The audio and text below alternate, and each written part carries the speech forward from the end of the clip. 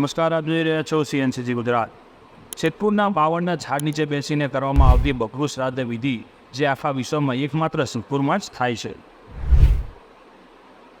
આ વિધિ વિદ્વાન શુક્લ યજુર્વેદી દીક્ષિતભાઈ દવે ગુરુ દ્વારા કરવામાં આવે છે। ભારતમાં નારાયણ બલિ શ્રાદ્ધ કોઈપણ તીર્થ અથવા ગામની બહાર કૂવો અથવા તળાવ હોય અને મંદિર હોય ત્યાં થઈ શકે છે, જેમાં તીર્થક્ષેત્રમાં કરેલ નારાયણ બલિ ઉત્તમ ગણાય છે। નારાયણ બલિ બે પ્રકારે થાય છે, જેમાં એક મૃતકના મૃત્યુ પછી 11મા દિવસે નારાયણ બલિ થાય છે। પ્રેતાત્માની મુક્તિ માટે ઘણા લોકો 11માના દિવસે નારાયણ બલિ કરાવતા હોય છે, અથવા ઘણા લોકો સંવત્સરી વ્રત પછી કરતા હોય છે।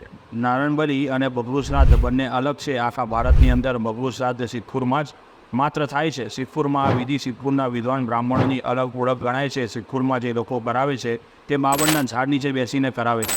આ શ્રાદ્ધ વિધિ સિદ્ધપુરના બ્રાહ્મણો જ કરાવે છે। આ એક આગવી ઓળખ છે।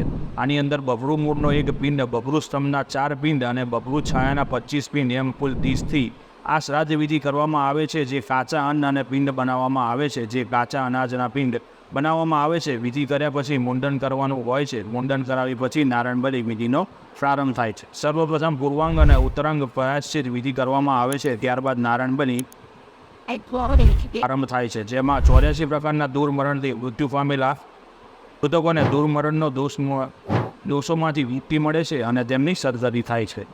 આ નારાયણ બલિ કર્મમાં બ્રહ્મા, વિષ્ણુ, મહેશ, યમ અને તત્પુરુષ જેમ પંચ મહાદેવતા, પંચ મહાભૂતના દેવતાઓનું પૂજન થાય છે અને તેમની તર્પણ વિધિ અને તેમના પિંડ અને અર્પણ કરવામાં આવે છે। ત્યારબાદ નારાયણ બલિના પ્રાયશ્ચિત ઓમ કરી એકાદશ પંચ વિધિ કરવામાં આવે છે, જેમાં 11 પિંડ અને 5 પિંડ એમ અલગ અલગ એકાદશ પંચનું પૂજન કરવામાં પણ આવે છે। આત્માના સૂક્ષ્મ શરીરને પંચ મહાભૂતમાં મુક્તિ આપવામાં આવે છે। આમ નારાયણ બલિ દ્વારા જીવાત્માની સદગતિ થાય છે। નારાયણ બલિ કર્મ ત્યાં પૂર્ણ થાય છે, પરંતુ સિદ્ધપુરમાં એક ત્રિપિંડી શ્રાદ્ધ અને તીર્થ શ્રાદ્ધ પણ ઘણા લોકો કરાવતા હોય છે। સિદ્ધપુરમાં વિશેષ કરી ત્રિપિંડ શ્રાદ્ધમાં શ્રાદ્ધ વિધિ કરવામાં આવે છે, જેના 3 પિંડ હોય છે, જે જવ, તલ અને ચોખાના બનેલા હોય છે, જેમાં દિવ્ય અંતરિક્ષ અને ભૂમિ પર રહેલા લોકો હોય છે, તેમની સદગતિ થાય છે। વિષ્ણુ, બ્રહ્મ અને રુદ્ર રૂપમાં રહેતા હોય અને સાત્વિક, રાજસ અને તામસ પ્રકારના પિતૃઓ હોય તેમની મુક્તિ થાય છે। સાત્વિક, રાજસ અને તામસી પ્રકારના પિંડ અર્પણ કરવામાં આવે છે, જેમાં તામસી પિતૃઓ વિધિ કરવામાં બેઠેલા સ્વજનના શરીરમાં પ્રવેશ કરી કોઈપણ ઈચ્છા અપૂર્ણ રહી હોય તે માગણી કરતા હોય છે। આ માહિતી સિદ્ધપુરના વિદ્વાન કમલેશભાઈ શુક્લ પરશુરામ ગુરુ દ્વારા આપવામાં આવી હતી। સિદ્ધપુરમાં બાવળના ઝાડ નીચે બેસીને કરવામાં આવતી બકરું શ્રાદ્ધ વિધિ જે આખા વિશ્વમાં એકમાત્ર સિદ્ધપુરમાં જ થાય છે। રિપોર્ટર કૃપકુમાર દવે, સિદ્ધપુર।